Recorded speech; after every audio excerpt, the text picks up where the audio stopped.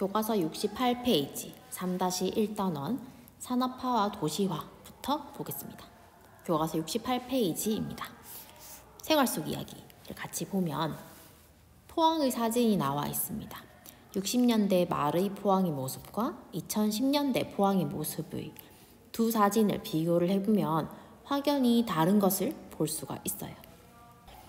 포항은 1960년대만 해도 제철공업이 입지하기 전이었고, 그래서 인구 규모, 산업 규모가 굉장히 작은 촌락 지역이었습니다. 포항을 가로질러 흘러서 동해로 흘러가는 강이 형산강이라고 하는 강이고, 여기 사진에 나와 있는 강입니다. 이 형산강 하구, 간과 바다가 만나는 이 지역에 평야가 있었고, 이 평야를 중심으로 사람들이 논농사를 많이 지었어요. 언제? 1960년대 산업화 이전에. 그리고 이 지역에 살던 사람들은 바닷가가 근처에 있기 때문에 어업 활동도 많이 했었습니다. 그때만 해도 포항의 인구는 72,000명 정도였어요. 그리고 이 72,000명의 인구들 중에 70% 이상이 농업이나 어업에 종사를 했습니다. 그런데 1968년에 포항제철이라고 하는 제철소, 철을 만드는 공장이 건설이 되면서 일자리가 많아졌겠죠. 그러다 보니 주변에서 포항으로 사람들이 일을 하러, 공장에 일을 하러 이사를 오고 인구가 늘어나기 시작합니다. 그러면서 1980년에는 인구가 20만 명이 되고 1988년에는 30만 명으로 엄청 많이 증가를 했어요. 그러면서 그 당시에 포항은 경상북도에 소속되어 있는 도시인데 경상북도 최대의 도시로 성장을 했습니다. 현재에는 인구가 51만 명 정도의 인구 규모를 가지고 있어요. 그리고 이러한 인구들 중에서 포항의 산업 구성비, 그러니까 산업에 종사하는 1, 2, 3차 산업에 종사하는 사람들의 인구 구성비를 보면 포항하면 포스코, 포항제철이 가장 먼저 떠올라야 하고요. 이 지역은 그리고 제철공업이 굉장히 유명한 도시입니다. 그래서 제철공업이 포함되어져 있는 광공업에 종사하는 사람이 50%에 육박할 정도이며 재정적인 규모 또한 엄청 증가하게 됐어요. 포항제철소가 입지하기 이전에 포항은 농업업이라고 하는 자연물에서 취득하는 1차 산업이 중심이 되었다면 제철공업 이후에 포항이라고 하는 이 지역은 1970년대에서 80년대 우리나라 공업을 이끈 중화공업의 중심지가 되었습니다. 그래서 사진을 보아도 1960년대 말의 포항의 모습에는 평야, 농사를 짓는 땅이 많이 보이는 반면에 2010년대의 포항의 모습을 보면 아파트나 아니면은 사무실 공장 같은 이런 시가지 모습이 많이 보인다는 것을 여러분들도 볼 수가 있을 거예요. 그래서 아래쪽에 위 사진을 보고 포항의 옛날과 오늘날의 모습을 한번 비교를 해보도록 하겠습니다. 하천 주변에 평야가 펼쳐져 있다라고 하는 건 예시로 나와 있고요. 선생님은 이렇게 정리를 한번 해보겠습니다. 하천에 다리가 건설되어 있지 않으며 도로도 발달되어 있지 않다. 그래서 왼쪽에 있는 사진의 모습을 보면 오른쪽에 비해서 다리도 없고 도로도 별로 없는 모습을 볼 수가 있어요. 반면에 과거에 비해서 평야 면적이 감소했고 주택이나 공장 등의 시가지 면적이 증가하였다. 이렇게 하나 정리를 해보고 60년대에 비해서 2010년대에는 하천에 형산강 이 강에 다리가 건설이 되어져 있으며 시가지 곳곳에 60년대 말에 비해서 도로가 발달되어져 있는 모습을 확인할 수가 있습니다. 교과서 아래쪽을 내려와서 다음에서 알고 있는 이 개념들, 체크하라고 하는 이 개념들은 우리가 3-1단원에서 공부를 할 개념들입니다. 그리고 아래쪽에 학습 목표를 보면 첫 번째로는 산업화와 도시화로 인해 생활 공간과 생활 양식이 어떻게 변화했는지 파악할 수 있어야 하고요. 그리고 산업화와 도시화로 인해 나타난 도시 문제를 해결하기 위한 방안을 제시할 수 있어야 하겠습니다. 오른쪽 페이지를 보겠습니다. 오른쪽 페이지에 위쪽을 보면 그림이 하나 있어요. 이 그림의 제목은 쇠라라고 하는 화가가 그린 그랑자트 섬의 일요일 오후라고 하는 제목의 그림입니다. 이거는 그랑자트 섬을 배경으로 휴양을 즐기고 있는, 여가를 즐기고 있는 사람들의 모습을 그림으로 그린 거예요. 이 그랑자트라고 하는 섬은 프랑스 파리를 흐르고 있는 센강 또는 우리가 센느강이라고 이야기를 하는 그 강 주변에 있는 지역이고요. 이 그림을 그릴 당시에만 해도 1800년대 후반까지만 해도 교외에 속하는 한적한 전원지대였어요. 교외라고 하면 우리 부산으로 이야기를 하자면 영도나 다대포 근처나 아니면 기장 쪽을 생각을 해주면 좋을 것 같습니다. 이런 그랑자트 섬이 1800년대 후반, 그러니까 19세기 후반에 기차라는 교통수단이 발달을 하게 되고 기차에는 많은 사람들이 한 번에 탈 수 있고 멀리까지 이동을 할 수 있는 수단이었어요. 그리고 산업화로 인해서 사람들이 공장에서 근무를 많이 하게 되었는데 이런 근무하는 노동 조건이 개선이 되면서 도시의 공장에서 일을 하는 노동자들도 휴일이라고 하는 개념이 생겼어요. 그래서 근무를 하지 않는 날, 휴일에는 자기들이 거주하고 근무하는 이 지역을 벗어나, 근데 너무 멀리 벗어나면 안 되겠죠? 근처의 교외 지역에 나갈 수 있게 되었어요. 그래서 공업 도시인 파리 근처의 교외 지역에서 한가롭게 여가 생활을 즐기고 있는 그런 모습들을 볼 수가 있는 겁니다. 그러면 우리는 이 그림을 통해서 무엇을 알아내고 무엇을 해석해낼 수 있는지 하나씩 보겠습니다. 이 그림을 보면 여가를 즐기고 있는 사람들이 보여요. 여가를 즐기고 있다라고 하는 건 근무하는 날짜와 쉬는 날짜가 분리가 되어져 있단 말입니다. 그러면 산업화가 되기 이전 농업사회에서는 여가라는 개념이 없었어요. 왜 그러냐면 사람들이 대부분 농사를 짓고 있고 그러한 농업사회에서는 농사일이 바쁜 농번기와 추수가 끝나고 잠시 쉬는 농한기의 개념은 있을 수 있지만 주말 이런 것처럼 아니면 퇴근 후의 나의 워라벨 같은 그런 근무랑 대비되는 개념이 없었단 말이에요. 그러면 여가 활동을 한다. 이 그랑자트 섬에서 사람들이 여가 활동을 즐기고 있다라고 하는 그 사실은 이 그림에 나타나 있는 사람들이 출퇴근을 한다. 어디로? 공장으로. 이런 사실을 알 수가 있게 되는 겁니다. 산업화가 되면서 도시에, 공장에 출퇴근을 하는 그런 사람들은 출근해서 퇴근하기까지는 공장의 엄격한 규율과 근로시간 같은 것들이 있기 때문에 근무지를 이탈하지 못하고 공장에서 열심히 일을 합니다. 하지만 퇴근 후의 근로시간을 제외한 나머지 시간에는 휴식을 취하는 여가라는 개념이 산업화가 발생하면서 본격적으로 생겨나기 시작했어요.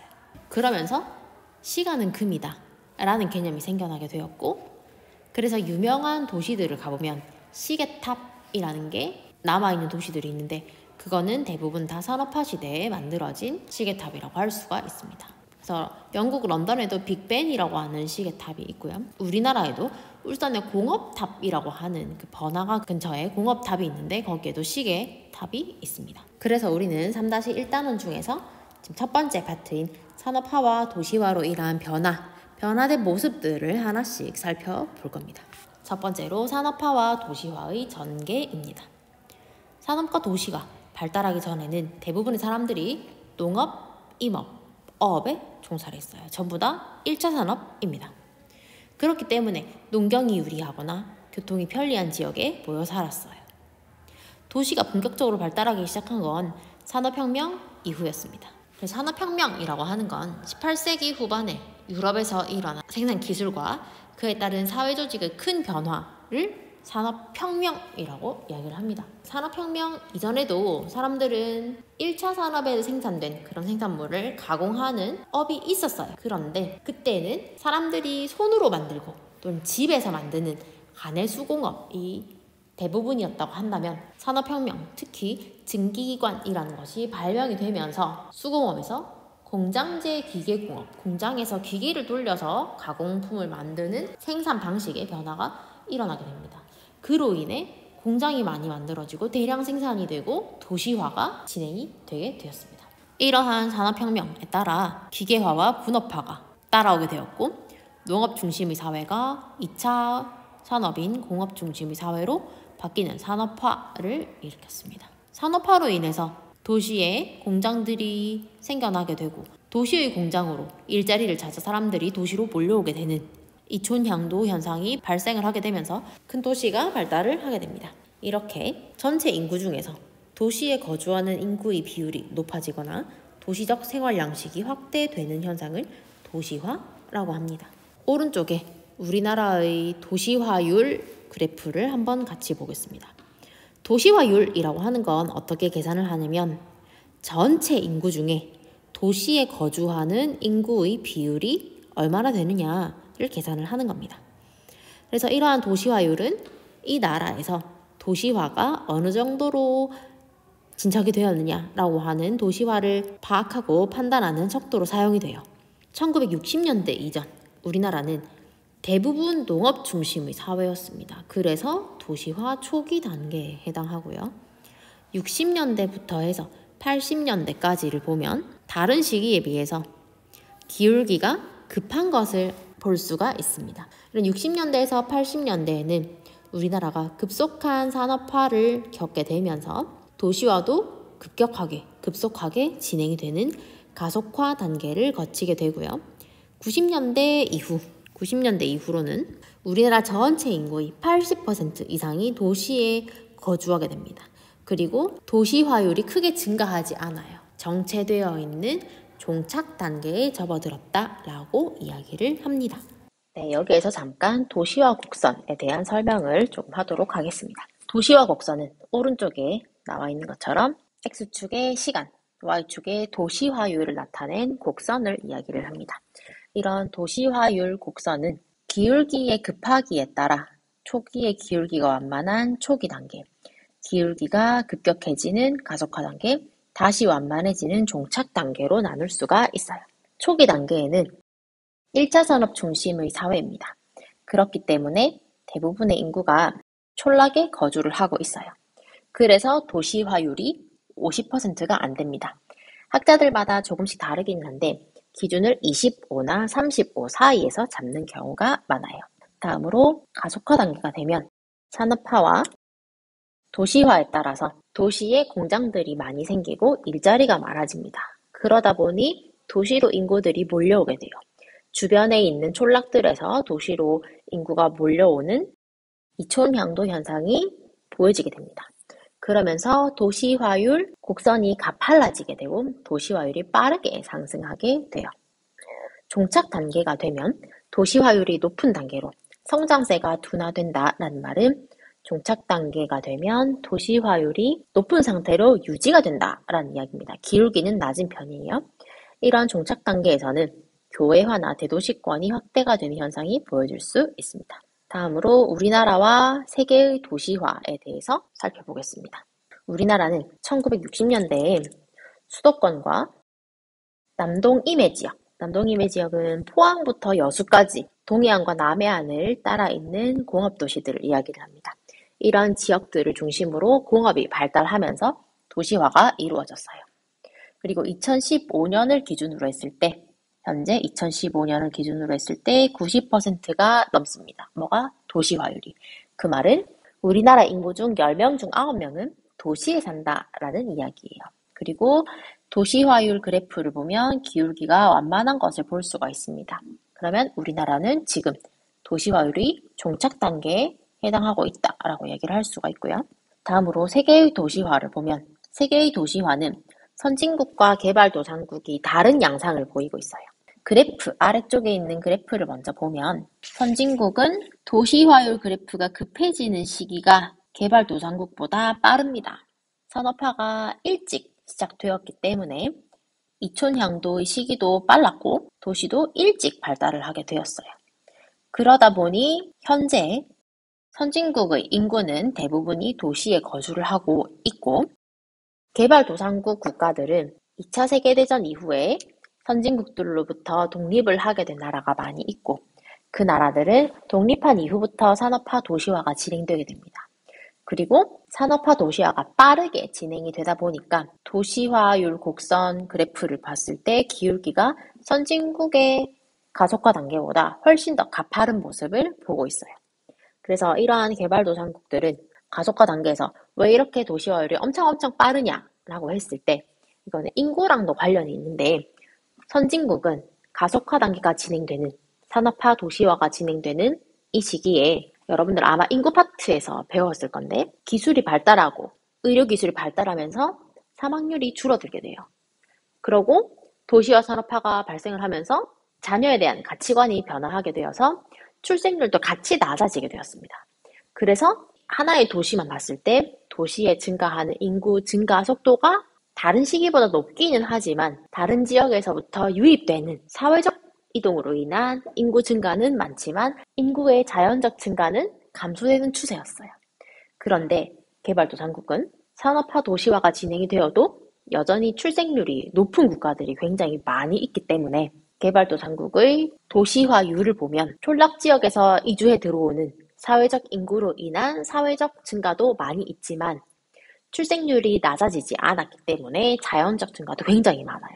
그래서 개발도상국의 도시 인구는 선진국의 도시화 때보다 엄청 급격한 속도로 많이 늘어나고 있는 추세입니다. 아래쪽에 있는 열린 생각, 우리나라의 도시는 어떻게 발달해 왔을까? 이 부분을 정리를 한번 하도록 하겠습니다.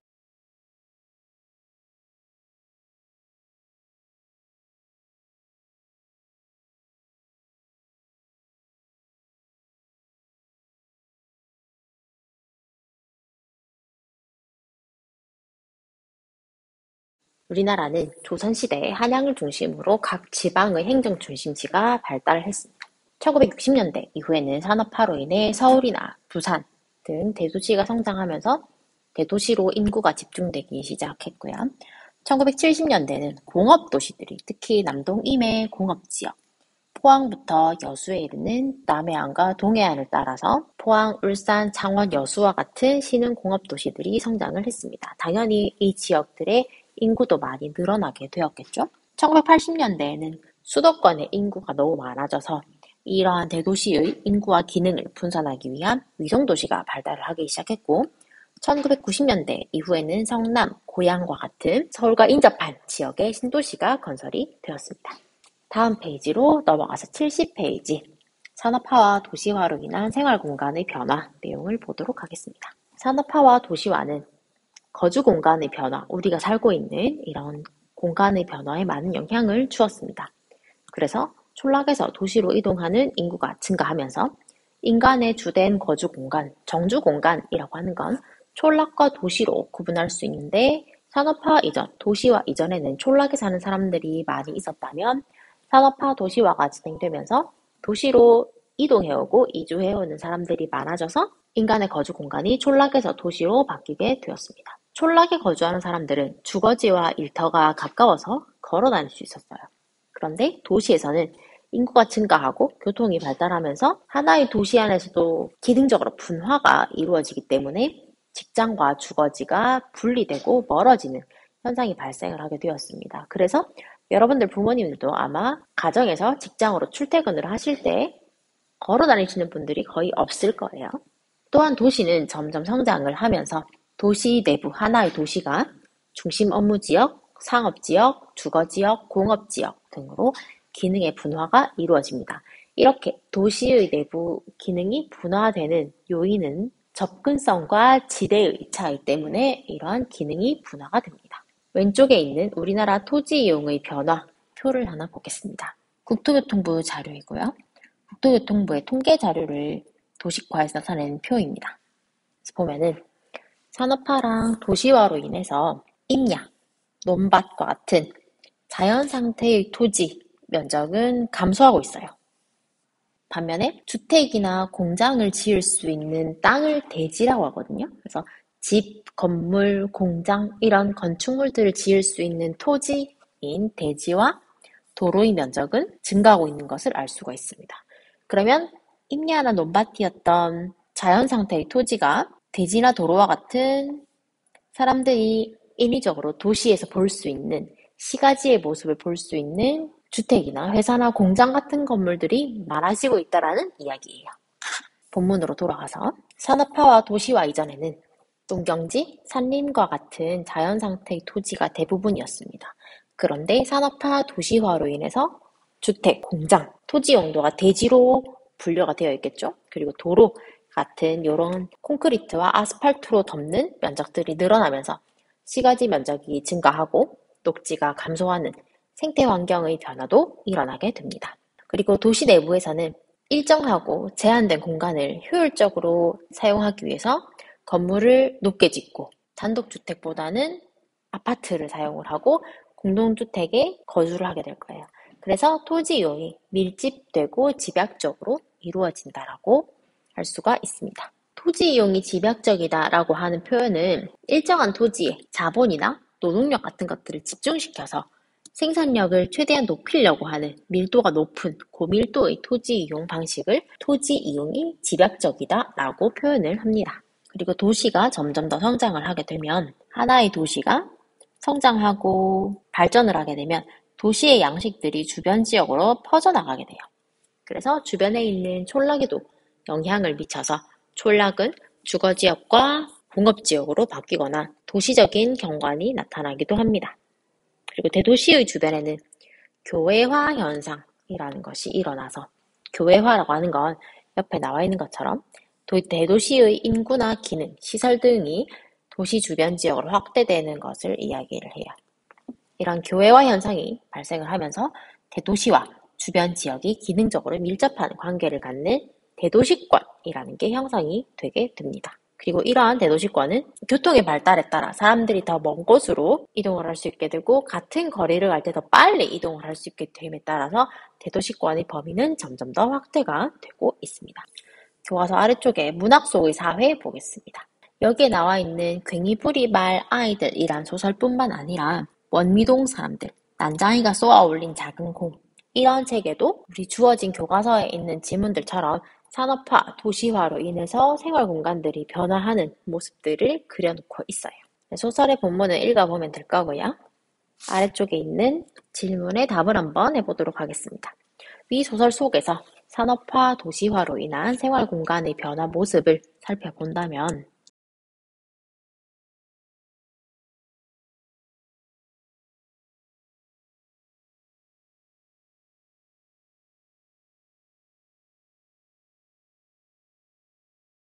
선생님 한번 정리를 해봤습니다.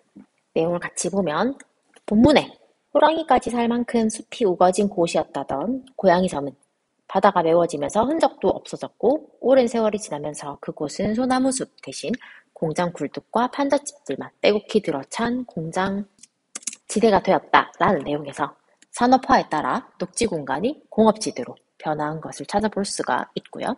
또한 집 지을 땅이 없으면 시궁창 위에도 다락집을 짓고 기찻길 바로 옆에도 집을 지었다라는 내용을 통해서 제한된 도시 공간에 인구가 밀집하면서 집약적인 토지 이용이 이루어졌음을 알 수가 있습니다. 71페이지 도시 내부의 다양한 모습. 요거는 선생님이 오른쪽 위쪽에 보면 링크를 하나 넣어놨습니다. 관련된 영상을 보고 오면 되겠어요. 주어진 영상에서처럼 도시가 점점 발달하고 인구가 모이고 확대됨에 따라서 하나의 도시의 공간은 기능적으로 분화, 나누어지게 됩니다. 그래서 도시가 형성되는 초기에는 여러 가지 기능들이 그냥 도시 안에 혼재되어 섞여서 있었지만 도시가 발달하면서 도심, 부도심, 주변 지역 이런 여러 가지 기능 지역들로 나누어지게 돼요. 이렇게 나누어지게 되는 원인으로는 각각의 지역에서 또는 지역으로 이동할 수 있는 가능성인 접근성과 이 땅을 이용하면서 벌어들이는 수익이 지대가 지점별로 차이가 나기 때문입니다. 아래쪽에 보면 서울의 모습이 나와 있어요.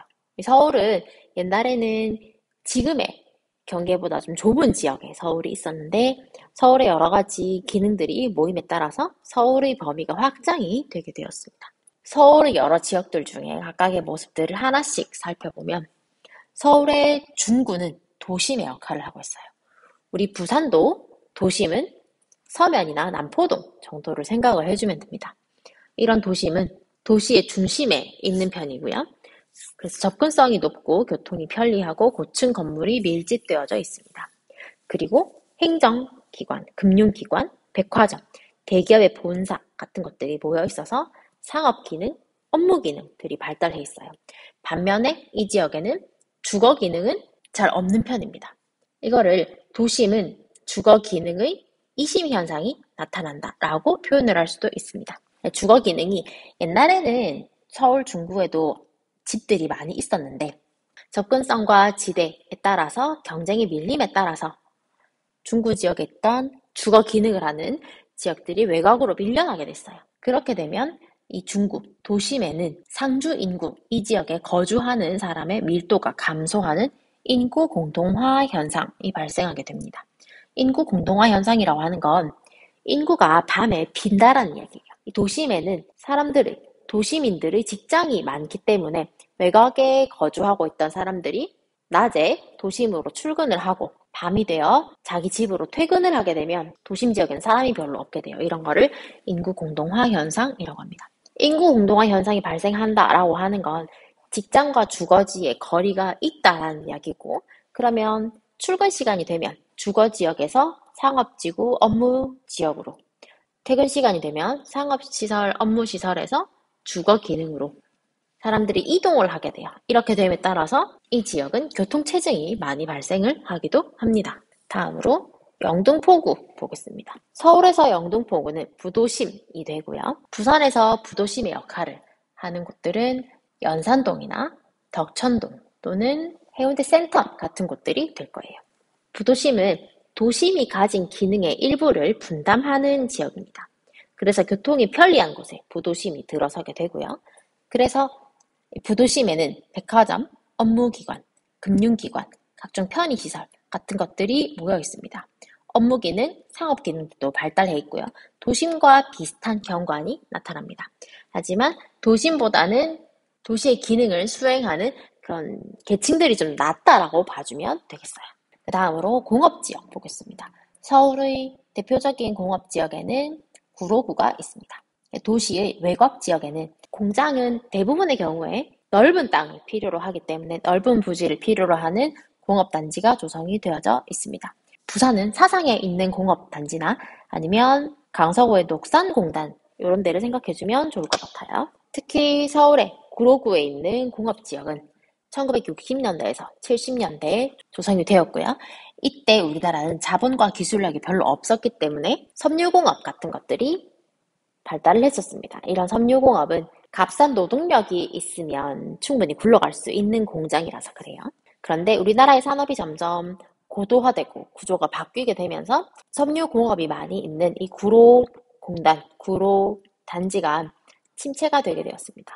그래서 이 지역을 요새는 소프트웨어나 디자인, 콘텐츠 같은 지식 서비스 관련 기업들을 집중시켜서 서울 디지털 산업단지로 바꾸어서 조성을 하고 있습니다. 다음으로 주거지역 보겠습니다. 서울의 대표적인 주거지역은 강서구, 노원구, 도봉구 이런 지역들이 있어요. 그래서 도시의 외곽 지역, 그래서 서울과 경기도의 경계쯤에 있는 경기도 쪽 서울이라고 봐주면 됩니다. 이러한 도시의 외곽 지역에는 많은 인구를 수용하기 위해서 아파트 단지들이 굉장히 대규모로 있습니다. 그래서 단독주택보다는 토지를 밀집적으로, 집약적으로 사용을 하기 위해서 건물을 높게 쌓아서 다 주거지역으로 쓰는 아파트들이 많이 있고요. 아파트가 많고 여기에 거주하는 사람들이 많다 보니까 이 사람들의 편의시설을 위한 대형마트, 학교 같은 것들이 많이 있습니다. 도시 내부 구조를 조금 더 보충하도록 하겠습니다. 거주 공간의 변화가 나와 있습니다. 오른쪽에 있는 모식도를 먼저 잠깐 보도록 하겠습니다. 이 도시 내부 구조 모식도는 하나의 도시에 나타나는 도시 내부의 구조를 모식도로 만들어 놓은 거예요. 그래서 여러분들 중학교 3학년 2학기 때 도시에 대해서 수업을 그래서 어느 정도 알고 있겠지만 다시 한번 간단하게 설명을 해보면 하나의 도시가 있으면 도시에서 교통이 가장 편리한 곳에 도심이 형성이 됩니다. 이런 도심은 접근성과 지대가 높은 것이 특징이고 집가도 또한 높습니다. 도심에는 교통이 편리하고 접근성이 좋기 때문에 여러 가지 기능들이 몰리려고 하는 집심 현상이 발생을 하게 되고요. 따라서 도심에는 인구도 기능도 여러 가지가 도심에 몰리게 됩니다. 그렇게 되면 도심이라고 하는 하나의 일정한 지역에 여러 가지가 몰리게 되면 불이익이 발생을 할 수도 있어요. 이런 불이익을 피하기 위해서 도심에서 바깥쪽으로 나가는 것을 이심현상이라고 합니다. 도시가 발달하면 발달할수록 집심 현상을 보이는 기능들은 업무 기능과 상업 기능들이 점점 더 도심으로 몰리고 싶어 하고요. 도시화가 진행되면 진행될수록 주거 기능은 도시 외곽 쪽으로 나가려고 하는, 도심에 몰려있지 않고 퍼지려고 하는 이심 현상이 발생을 하게 됩니다. 이런 집심 현상과 이심 현상으로 인해서 도심에 여러 가지가 다 모여있던 기능들이 분산이 점점 되기 시작해요. 그러면서 부도심도 만들어지게 되고요. 도시 외곽 지역의 주변 지역에 주거 기능들이 몰려있게 됩니다. 내용을 잠깐 보면 도시의 규모 확대와 교통의 발달로 인해 주거지와 직장의 거리가 멀어지고 도시 내부의 지역 분화는 도시의 성장으로 도시 내부가 업무지역, 상업지역, 주거지역, 공업지역 등으로 분화가 됩니다. 그러면서 도심, 중간지역, 주변지역 이렇게 나누어지게 되고 도심 외에 교통이 편리한 지역에 도심의 기능을 일부 분담하는 부도심이 형성이 되기도 합니다. 그리고 효율적 공간 활용을 위해서 토지 이용은 집약적으로 이루어집니다. 또한 대도시의 인구와 기능이 주변 지역으로 확산되는 현상인 교외화 현상이 나타나서 대도시를 중심으로 일상생활이 이루어지는 대도시권이 형성이 됩니다. 다음으로 72페이지를 보겠습니다. 72페이지의 제목은 산업화와 도시화로 인한 생활 양식의 변화입니다. 산업화, 도시화로 인해서 도시의 개수가 많아지고 도시의 사람들이 많아지고 그리고 도시적 생활 양식이 점점 확대가 되고 확산이 되면서 사람들의 생활 양식, 살아가는 모습들이 많이 바뀌게 됐어요. 그런 모습들을 이번 단원에서는 살펴보게 될 겁니다. 크게 4가지로 살펴볼 거고 교과서 단락별로 하나의 주제씩 살펴보도록 하겠습니다. 첫 번째 단락은 생활 수준의 향상이랑 관련된 이야기들을 하고 있어요. 산업화로 인해서 공장에서 물건들을 더 빠르고 많이 만들 수 있게 됩니다. 제품의 대량 생산이 이루어지고 대량 소비가 가능해지면서 사람들의 소득은 올라가고 생활 수준도 향상이 되었어요. 그리고 또한 산업화에 따른 기계화, 자동화로 인해서 근로자들의 노동시간은 줄어들게 되고 여가 시간이 늘어났습니다. 예전에 선생님이 수업 시간에 산업화가 되기 전, 이전 사람들은 대부분이 농업, 어업과 같은 1차 산업, 자연물에서 생산되는 그런 생산물을 이용을 한다고 했었죠. 그런 시절, 그런 시기에는 여가와 일이 크게 분리가 되지 않았어요. 그래서 내가 집에 있더라도 언제든지 밤이건 낮이건 주말이건 주중이건 상관없이 할 일이 생기면 나가야 되는 게 현실이었습니다. 그런데 산업화가 되면서 도시가 생기고 공장이 생기면서 사람들이 이제 출퇴근이라고 하는 개념들이 생겨나게 된 거예요. 그러면서 공장에 근무하는 근로자들은 아침에 출근을 해서 저녁에 퇴근을 하고 출근해서 퇴근하기까지는 공장의 규율에 따라서 열심히 일을 하고 퇴근 이후에는 개인적인 시간을 가지게 되는 겁니다. 그래서 근로시간을 제외한 출근하지 않는 날 또는 퇴근한 이후의 시간에는 휴식을 취하는 여가라는 개념이 본격적으로 생겨나게 됐습니다. 두 번째는 도시적 생활 양식의 확대입니다. 도시적 생활 양식이라고 하는 건 우리 지난번에 서술형 평가할 때 했던 거 생각하면 됩니다. 아이스 아메리카노를 마시고 편의점을 가고 출퇴근을 하고 태블릿을 사용하고 하는 그런 모습들을 떠올리면 됩니다. 도시화가 진행됨에 따라 도시적 생활 양식이 점점 더 확대가 됩니다. 특히 도시에 사는 도시민들은 생활하기에 편리한 교통시설, 편의점, 대형마트, 백화점, 복합 쇼핑몰 같은 그런 상업시설, 그리고 영화관, 공연장, 경기장과 같은 여러 가지 여가시설, 문화시설을 이용을 할 수가 있습니다. 세 번째로 직업이 분화하게 돼요. 산업화 이전에는 대부분의 사람들이 촌락에 거주하고 주로 1차 산업에 종사를 했습니다. 그런데 산업화가 되면서 직업이 분화되고 전문화되면서 그래서 옛날의 의사는 동네 의사 한 명이 어린이도 치료하고 청소년도 치료하고 어른도 치료하고 눈도 치료하고 코도 치료하고 목도 치료하고 배 아픈 것도 치료하고 임산부도 치료하고 노인도 치료하고 했었죠. 그런데 산업화 이후에 직업이 전문화, 분화되면서 여러분들은 어렸을 때 아프면 소아과를 가고 눈이 아프면 안과를 가고 치아가 아프면 치과를 가고 코가 아프면 이비인후과를 가고 배가 아프면 내과를 갑니다. 그럼 의사라는 그런 직업도 점점 분화가 되었다라고 볼 수가 있어요. 직업이 분화되게 되면 한 사람이 다루어야 할 영역이 좁아지기 때문에 전문화된 좀 더 심도 깊은 수준으로 업무를 볼 수가 있어요. 그러면서 직업의 종류가 다양해지기 시작합니다.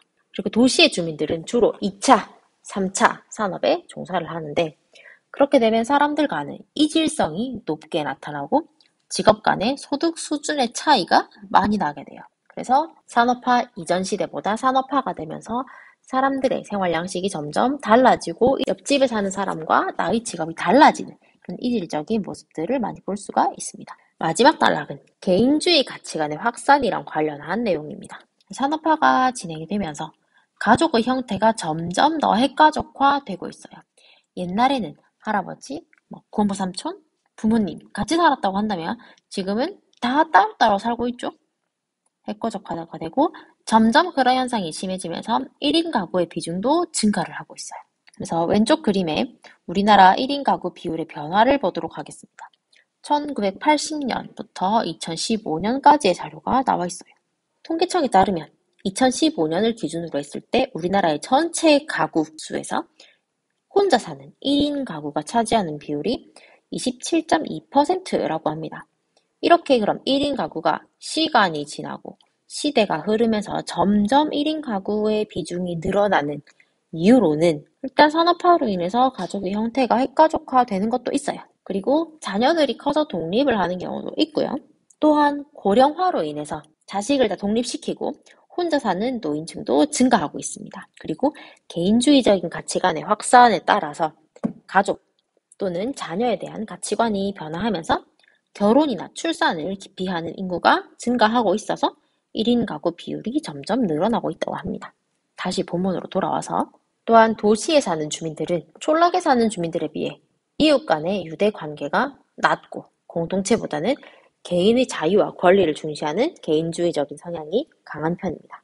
개인주의가 확산이 됨에 따라 전통적인 가치였던 효도, 가족애, 이웃사랑, 화목, 희생과 같은 이런 덕목들이 점점 약화되고 있는 추세입니다.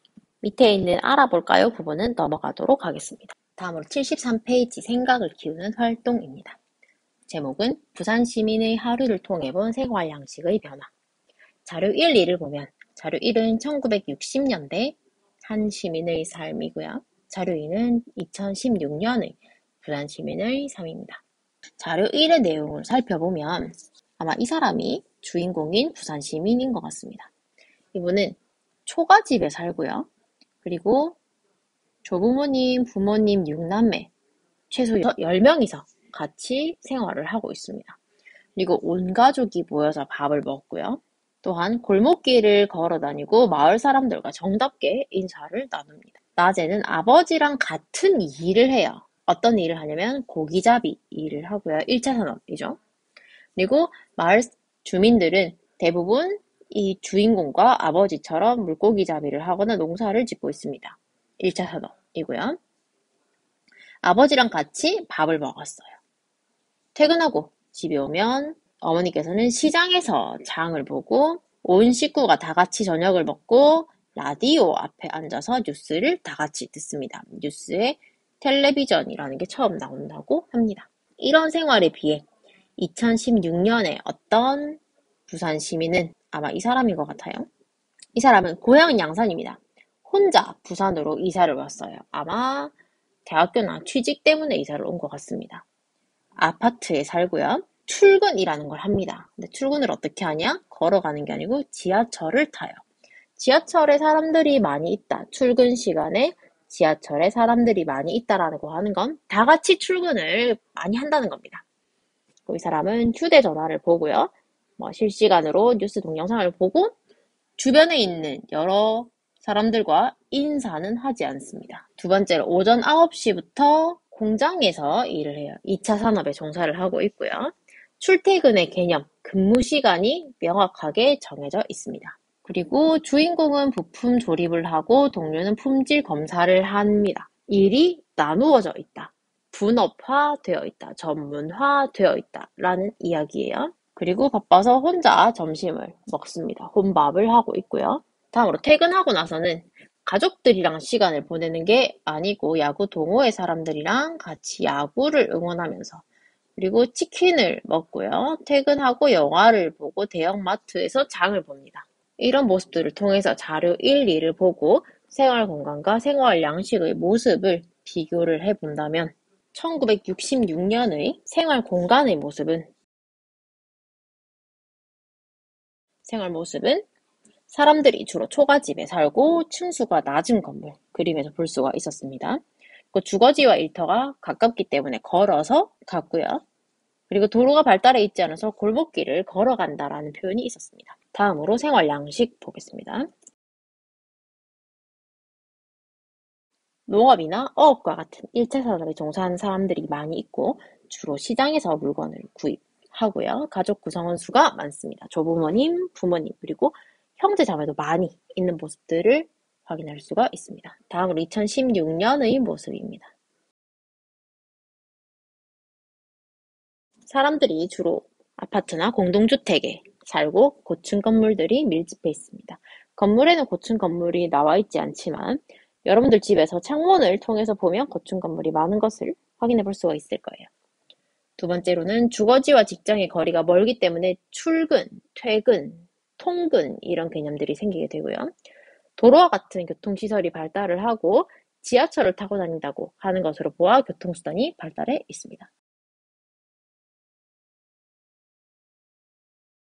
생활 양식으로는 2차나 3차 산업에 종사하는 사람들이 많이 있고 직업이 다양합니다. 그리고 문화, 여가 시설들을 많이 이용을 하고 주로 마트, 큰 대형마트에서 물건을 구입하고요. 가족 구성원 수가 적다는 것을 알 수가 있습니다.